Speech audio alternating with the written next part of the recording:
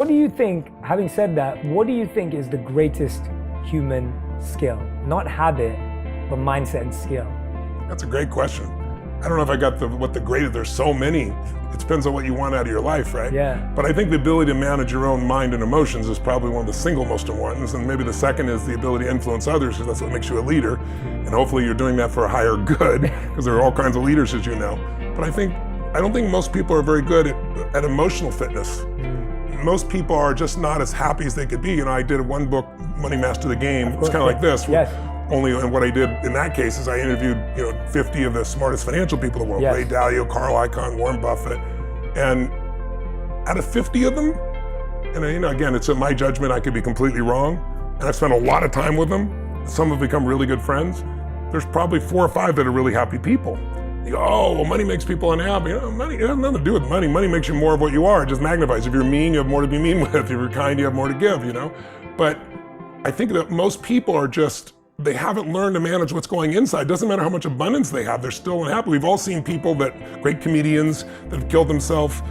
Anthony Bourdain, beautiful man, traveled the world, killed himself, fashion designers that have done it. We've all seen all these different people, Kate Spade. And it's like, what? They had everything, except they didn't master what was going on here and here. And this is why you lived your life the way you have as well. So I think that skill set is the most important one. That's why even in the book, my last 2 chapters I think are the most important, because it's really about the power of the mind. Because everybody knows about placebos, right? They were only discovered in World War II. And it was discovered by accident. This doctor ran out of morphine, and he's treating these people that are badly injured. And you need the morphine not just so they're out of pain, but so they don't go into shock. And the actual person who discovered this, who gets no credit, was the nurse, because the nurse handed him a syringe and said, we've got some more morphine. So he believed it, and he said, you'll be out of pain in just less than a minute. Wow. He injected them, and in every case, none of them went into shock. 90% of them were out of pain, and they used nothing. It was saline, right? So after World War II, he went back to Harvard, and he was the person that created what we now consider to be the double-blind studies, which are always compared to a placebo, right? And what most people don't know is, the bigger the placebo intervention, the more powerful the mind believes it. So a small pill is less effective than a big pill. An injection is more powerful than a pill in terms of its effectiveness. The most powerful is a sham surgery. The Veterans Administration did a study, and they did on people doing knee surgeries, and they took 1/3 of the people and they just cut them open, anesthetized them, and sewed them back up, did nothing. A year later, this group, the group that had no surgery, had the least amount of pain, the most amount of flexibility, so they stopped funding those surgeries, to give you an idea. But that's how powerful it is. And so it's even more than Harvard did a study where they took barbiturates, made these big red pills, and said, this is an amphetamine, you need to prepare your body because you're gonna speed up. They didn't give them something fake, they gave them an actual drug that slows the body down and the body sped up.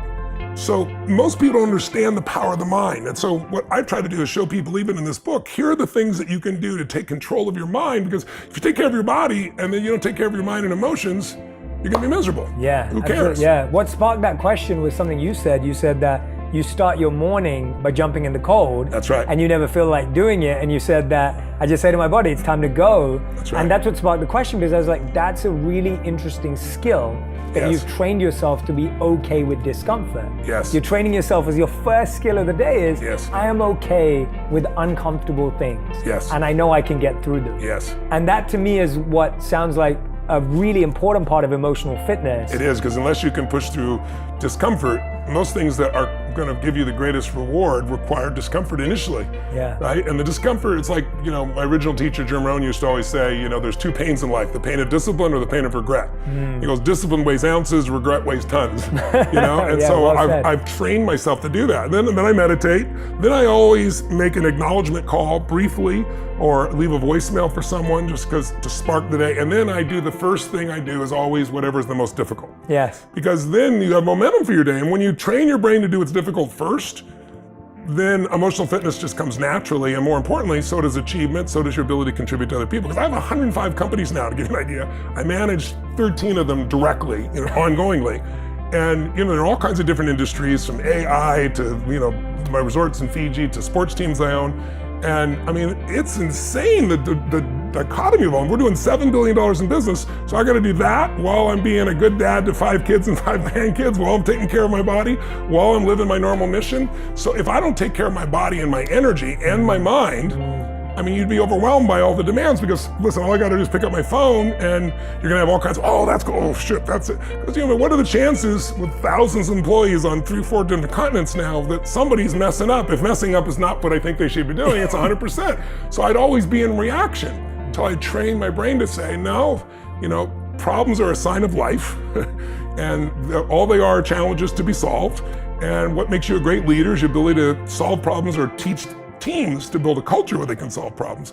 And so it gives me this tremendous creativity and flexibility, but I've got the base of energy to make it work. Yes, exactly. And you've given yourself permission to say this matters first before we get lost in the 7 billion and 105 companies and all of that. Yeah. And I think that permission's often the toughest part.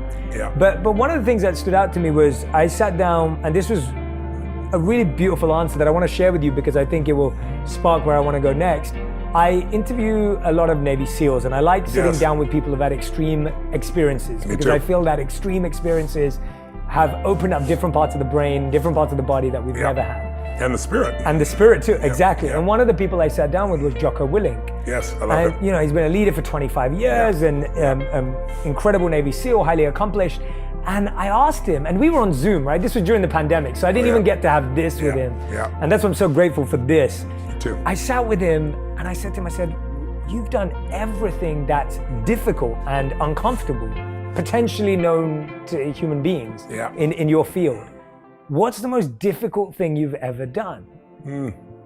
And I didn't know what to expect, and I never do. I try not to project or predict what I think someone's gonna say. And he said to me, the most difficult thing that I've been through is watching a fellow trooper go down next to me and having to carry on the mission without getting the moment to save, to mourn, to hold, to carry. He goes, I just have to continue the mission.